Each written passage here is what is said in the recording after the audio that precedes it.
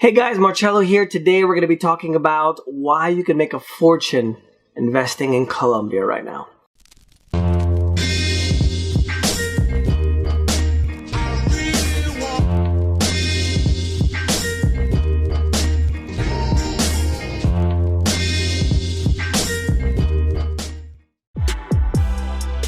Now, there's obviously the coronavirus has caused a little bit of a curveball in all of our plans, but I don't think that's necessarily a reason to not look for opportunities.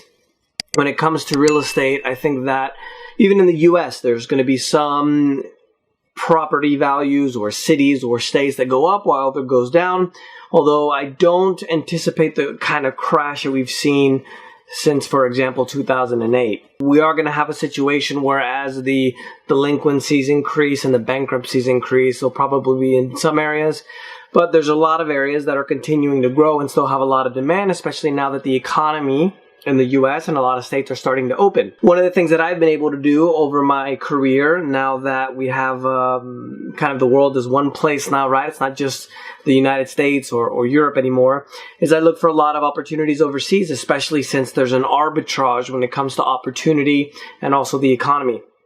And another opportunity that you can definitely look for is hitting the like button on YouTube, because that helps everybody, including you and me, for the YouTube algorithm. So go ahead and hit that like button. Now, one of the things about Colombia is that it has an extremely dynamic economy compared to a lot of the other economies in Latin America. There's a lot of other emerging economies that I'm looking at as well, but essentially what I'm looking for is, value per buck, I think you say. I don't think that's how you say it in English. I've been doing Spanish videos and living in Colombia for so long that now I can't remember English words. Value for every dollar, essentially bang for your buck. That's what I was looking for. So I always look for opportunities where you get the highest bang for your buck. And right now, due to the coronavirus and the situation that's happening, the dollar has literally exploded to the upside.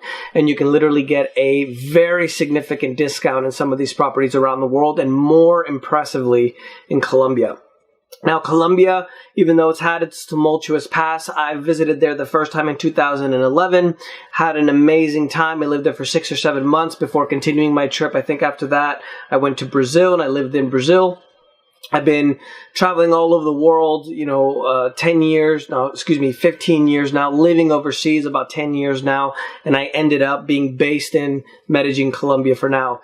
Now, Colombia as a whole has had one of the fastest growing economies in the world. Not the fastest, that title does go to China and India, but it's definitely been one of the stars, let's say, over the last few years. And now that the country has had a little bit of stability, it's a lot safer to visit, right? There's definitely a lot more opportunity to be had. One of the things that happened in Medellin, Colombia, was that due to the drug war, there wasn't a lot of visitors and there wasn't a lot of industry. Even though Medellin is the state of what's called Antioquia, it's like Texas, for example, or California, big economic powerhouses for the United States. In Colombia, that's Antioquia. It's a very big percentage of the economy in Colombia, and Medellin is the capital of that state. Due to Medellin literally coming out of the drug war, the peace agreements, and there's been a huge boom. Obviously, the weather is beautiful. Everybody's heard about the women. For the guys that are watching, remember, don't do bad stuff to minors in Colombia. That's not cool. For the ladies that are watching or retirees, it's been an amazing place. I have quite a few investments there, quite a few projects as well, and I've bought quite a bit of real estate as well. Now, the first thing I want to show you, when I was in Colombia for the first time, I bought a penthouse. It's a 6-bedroom penthouse with 6-bedroom, 5-bathroom. Absolutely huge. If I had to put a number on the square footage, I think in meters now squared, because I've been living overseas so long, it's probably about 3,000 square feet or so. The penthouse that I bought was actually featured in Colombia, in Medellin, and House Hunters International. And, I have the before and after pictures, but maybe I'll just put a little snippet of the video. I wanted to come and show you guys the new penthouse that we bought here. It's 2 floors, 5 bedrooms, 4 bedrooms, all with suites. Beautiful view. Medellin, if you didn't know, is in a valley. It's like this, so those are the mountains on this side, mountains on that side as well. And I just put in, finally, the patio, the terrace that I wanted to put in. Historic Spanish colonial style, which is beautiful. Now, when I bought that property, we're talking about right about here or so. Now, this is the exchange rate. $1 for every Colombian peso back then was about 1850. So I'm going to get my calculator out here on my phone. And I bought the place at the moment for $124,000, give or take.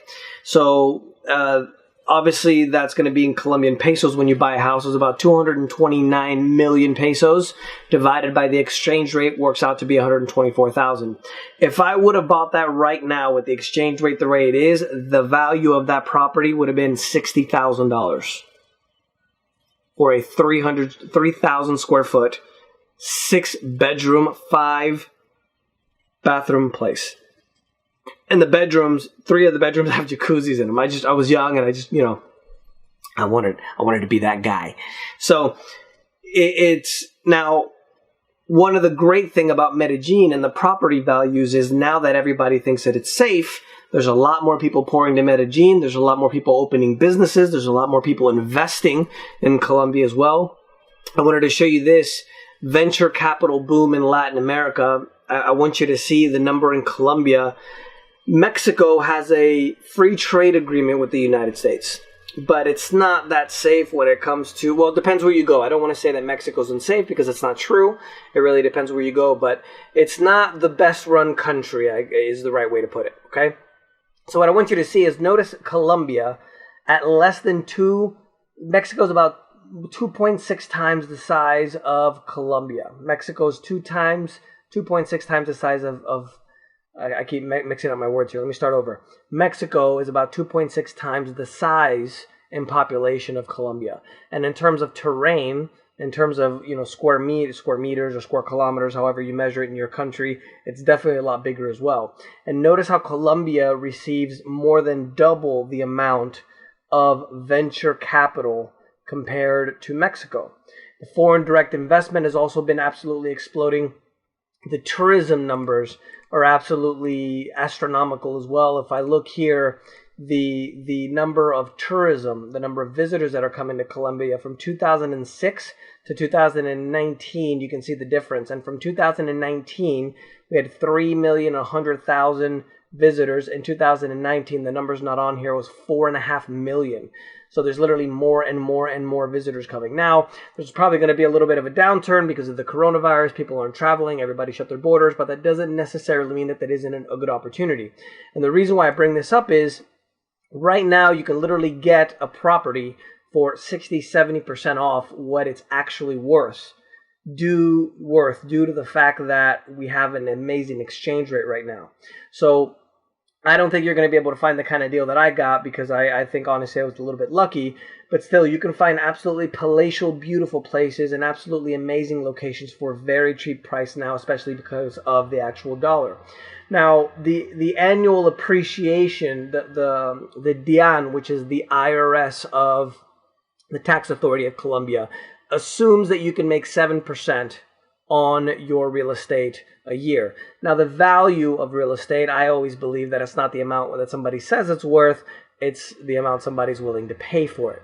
And the reason why I'm telling you all these things about the economy and the growth and the peace and it's not dangerous anymore is because right now you can see that it's gone from 1850 all the way to 4,100. It's about 3,700 right now, and it's probably going to stay there for a while.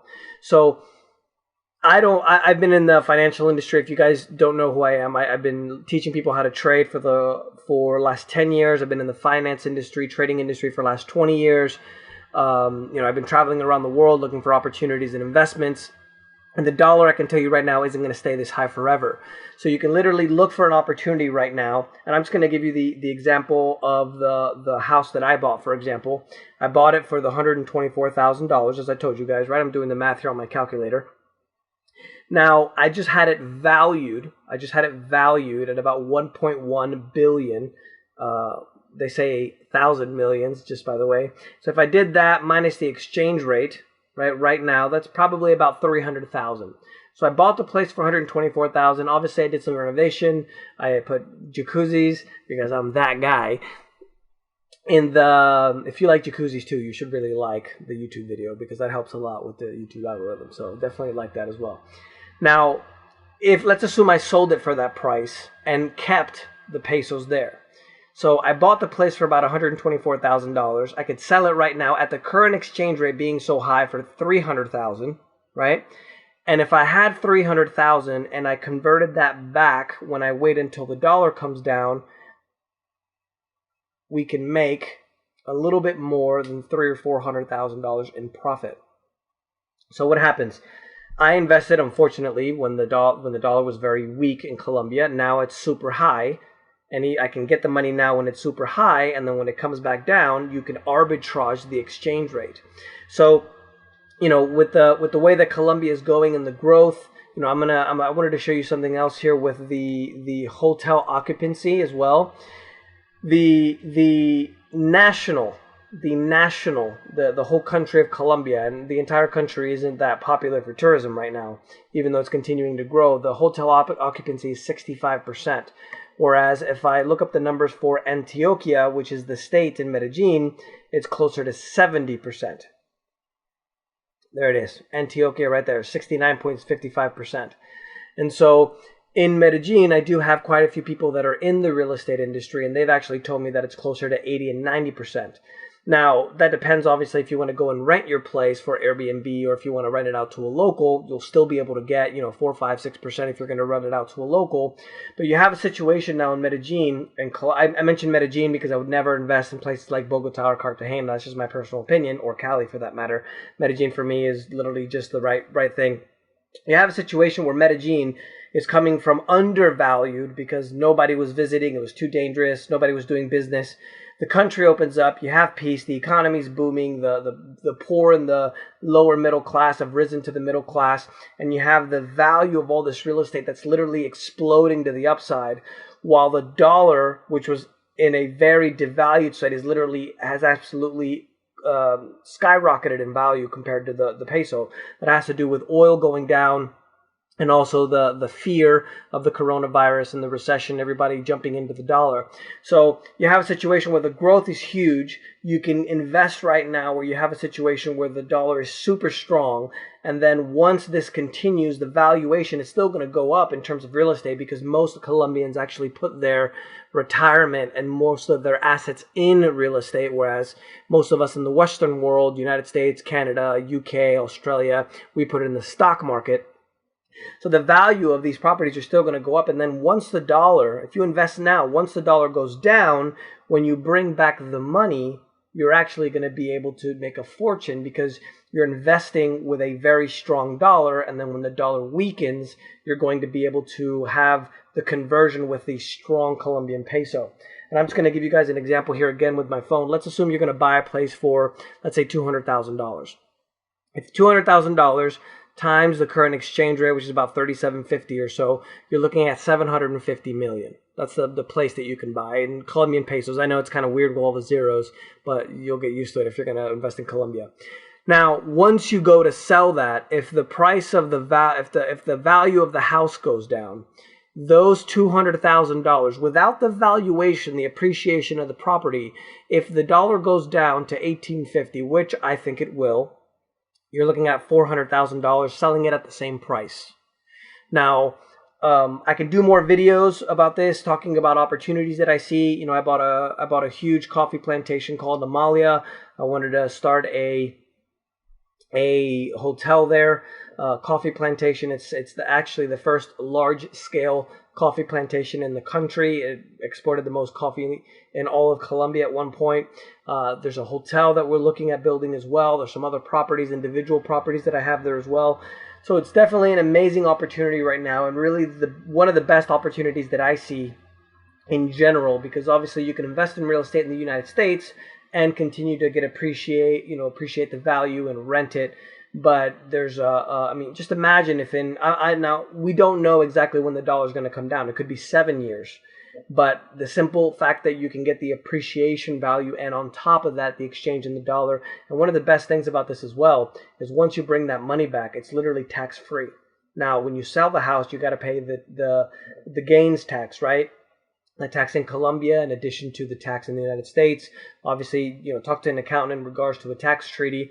But then after that, that money that you bring back, if it was exchanged, you don't have to pay taxes on the difference in the money. So I think it's an amazing opportunity. I think if you guys think it's an amazing opportunity as well, definitely hit the like button there on YouTube. Don't forget to subscribe. And also, if you have any questions, just leave them in the comments there with Ask Marcello. I'll be happy to go ahead and pull up all the questions for you.